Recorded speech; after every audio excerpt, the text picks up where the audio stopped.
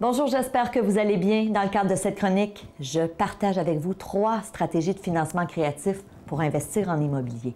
Alors, je me présente, je suis Stéphanie Milot, je suis investisseuse immobilier, investisseuse, ça fait drôle à dire, hein?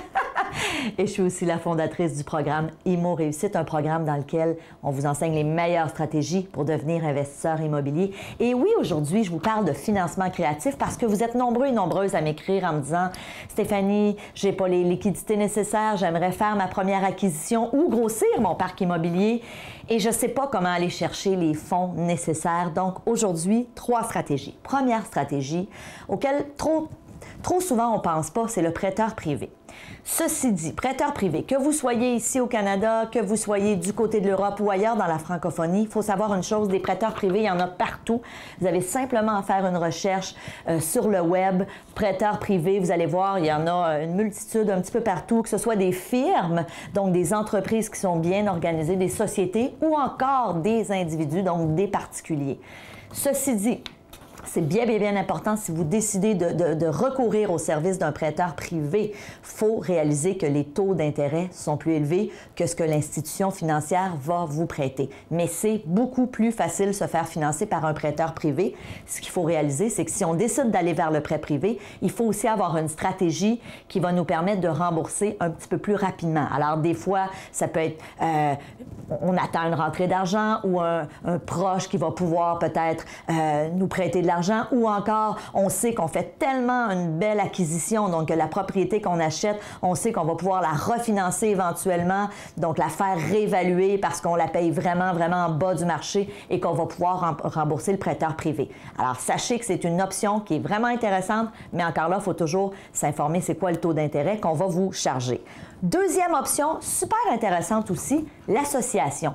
Bien des gens qui n'ont pas beaucoup de sous vont décider de s'associer, donc de se trouver des partenaires.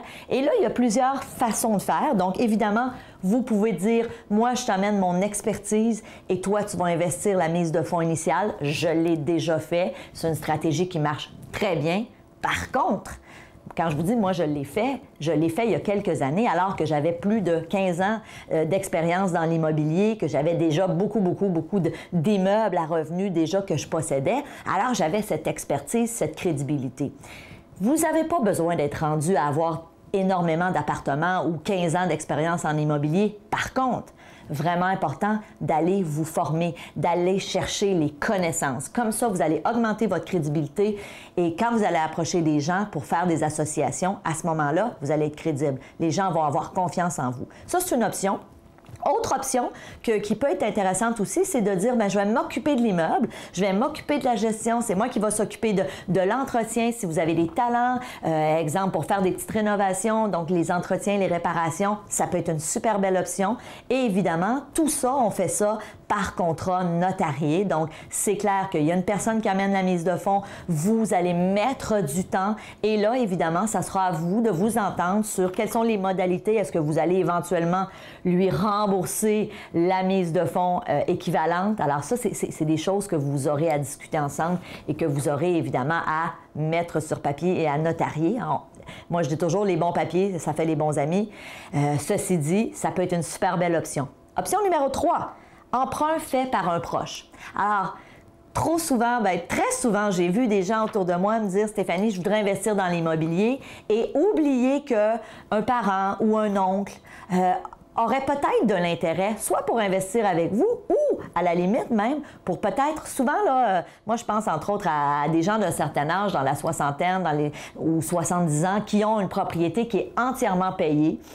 Bien, ces gens-là pourraient décider de dire « OK, je refinance ma propriété, je vais chercher de l'argent, je te prête de l'argent à un taux d'intérêt un petit peu plus élevé, évidemment, que l'institution financière, parce qu'il faut que ce soit une situation gagnant-gagnant. » Alors moi, j'ai des amis qui l'ont fait avec leurs propres parents. Vous pouvez le faire avec des gens proches. Encore là, le plus important, c'est est-ce qu'il y a une relation de confiance? Est-ce que la personne accepte de vous prêter de l'argent ou de faire un emprunt en son nom et vous prêter la mise de fonds pour débuter? Mais sachez que ça se fait.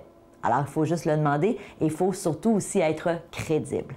Donc, évidemment, Je ne sais pas où vous en êtes en ce moment. Je ne sais pas c'est quoi vos objectifs. Peut-être que vous voulez assurer votre retraite. Peut-être que vous voulez faire le grand saut et quitter la vie de locataire pour dire enfin, je suis chez moi, je suis propriétaire. Peut-être que vous voulez acheter un premier immeuble à revenu. Quel que soit votre objectif, je vous ai préparé une série de vidéos gratuites dans lesquelles je vous donne plein de stratégies pour entrer sur le marché immobilier, pour faire vos premiers pas ou grossir votre parc immobilier. Alors, je vous invite à entrer votre adresse email. Donc, simplement cliquez ici.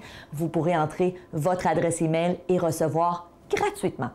Hein? Ça vient de mon cœur, cette série de vidéos. Alors, je vous dis merci d'être là. Merci de votre confiance. Et n'oubliez jamais, hein, faut passer à l'action. À très bientôt. Salut!